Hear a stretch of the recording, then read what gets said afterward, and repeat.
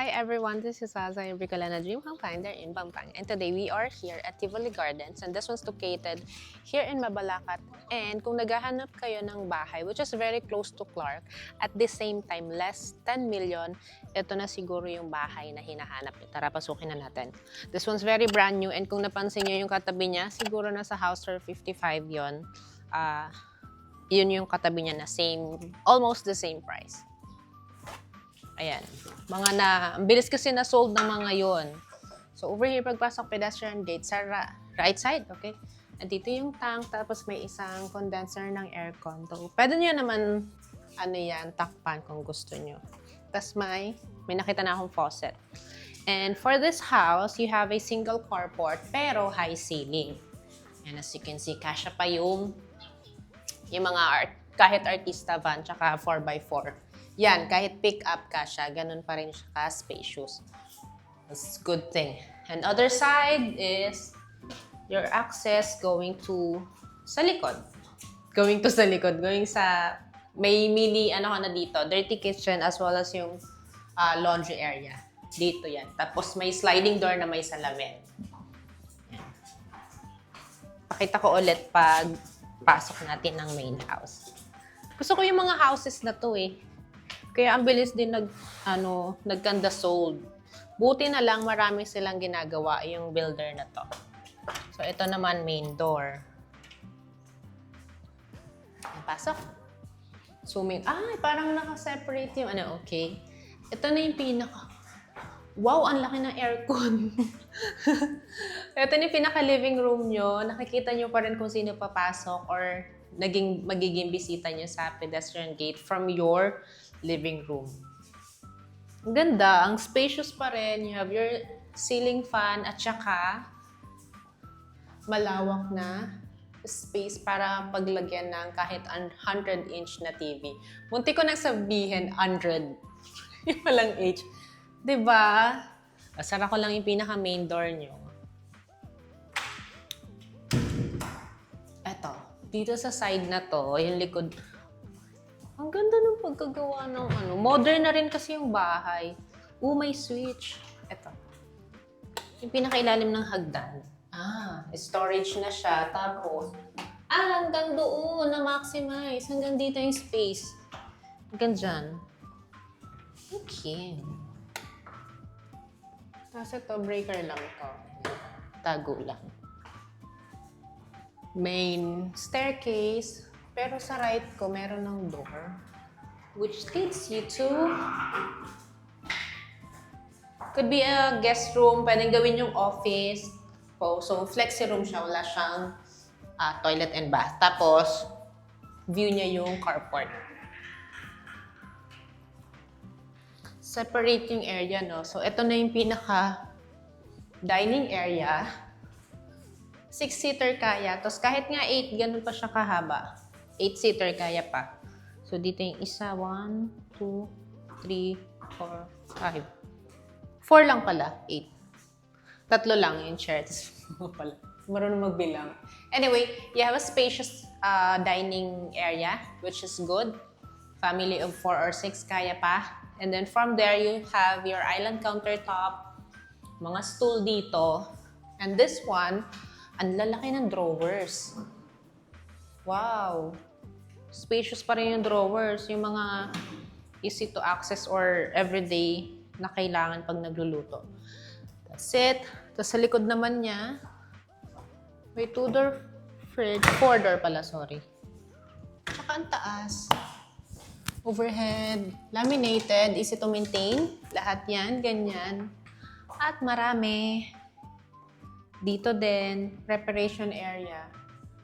Yun din yung isang maganda dito sa pag-build nila dito sa Tivoli Gardens kasi dahil na ma-maximize yung pinaka-lote, nabibigyan kayo ng maraming space for the kitchen which we need everyday talaga, di ba?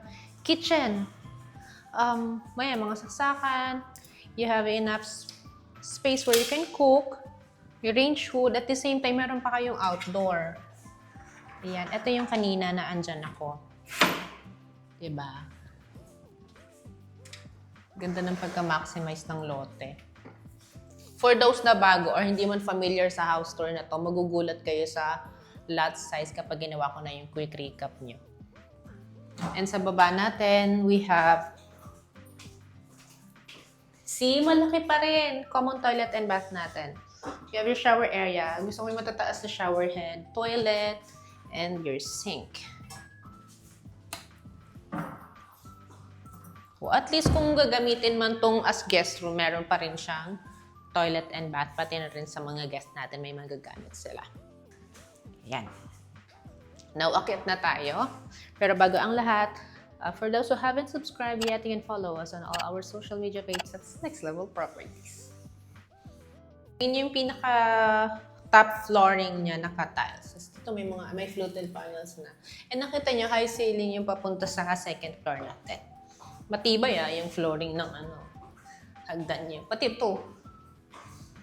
Yan. Pag akit agad, unahin ko na tong room na to, which is your second bedroom.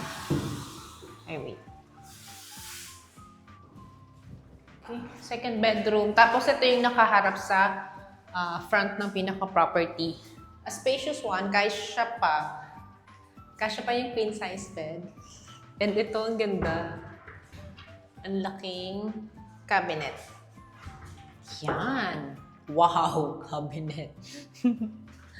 Cabinet. Diba? May space ka pa dito para sa vanity area or study table. May aircon? Okay, may provision sa aircon. Another door. Ooh. Ito, another common toilet and bath. But, dito siya sa second floor located. And this room. Ayan. Dalawang room yung may mag-share sa common toilet and bath natin. Another spacious room, diba? Queen size and another large cabinet. This is nice. Ganda pa ng pagkagawa. Oh. And last room, pinaka-fourth bedroom natin, which is also your primary bedroom. The house is very simple, pero useful yung every corner. Maganda din yung pagka-layout. Talagang okay na siya. So, yung king size, kasyang-kasya. I also love yung ginawa nila sa entertainment wall. Thank you, Mr. K. Dito, may full-size mirror ka na.